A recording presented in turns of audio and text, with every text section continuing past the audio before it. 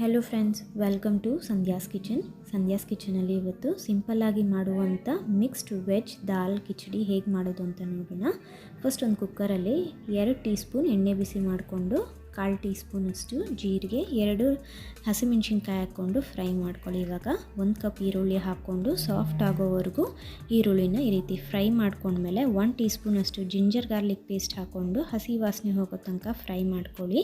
ಇವಾಗ ಒಂದು small size tomato ಹಾಕ್ಕೊಂಡು ಸಾಫ್ಟ್ ಆಗೋ ತನಕ ಫ್ರೈ ಮಾಡ್ಕೊಳ್ಳಿ.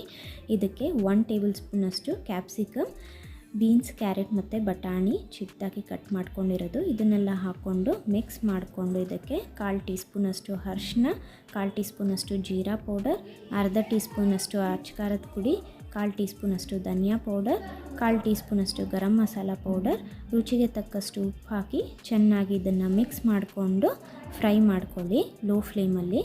ಇವಾಗ ಅರ್ಧ ಗ್ಲಾಸಷ್ಟು ಅಕ್ಕಿ ಮತ್ತು 1/4 ಗ್ಲಾಸಷ್ಟು ಹೆಸರು ಬೇಳೆ ತೊಗೊಂಡು ಇದನ್ನು ಅರ್ಧ ಗಂಟೆ ನೆನೆಸಿಟ್ಕೊಳ್ಳಿ. ನೋಡಿ ಎಷ್ಟು ಚೆನ್ನಾಗಿ ನೆಂದಿದೆ ಇದು.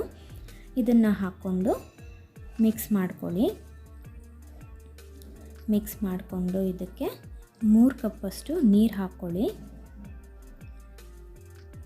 ನೀರು ಹಾಕ್ಕೊಂಡು ಚೆನ್ನಾಗಿ ಮಿಕ್ಸ್ ಮಾಡಿಕೊಂಡು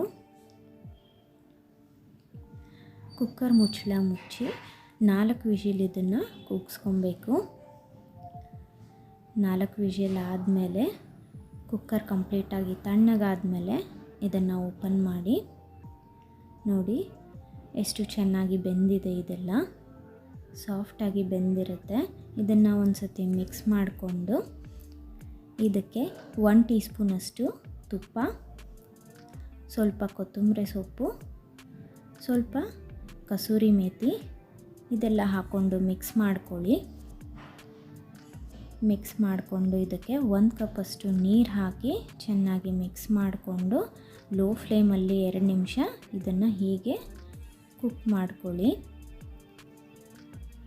ನೋಡಿ 2 ನಿಮಿಷ ಆದಮೇಲೆ ಈ ರೀತಿ ಕರೆಕ್ಟ್ ಕನ್ಸಿಸ್ಟೆನ್ಸಿಯಲ್ಲಿ ದಾಲ್ ಕಿಚಡಿ ನಿಮಗೆ ರೆಡಿ ಆಗಿರುತ್ತೆ.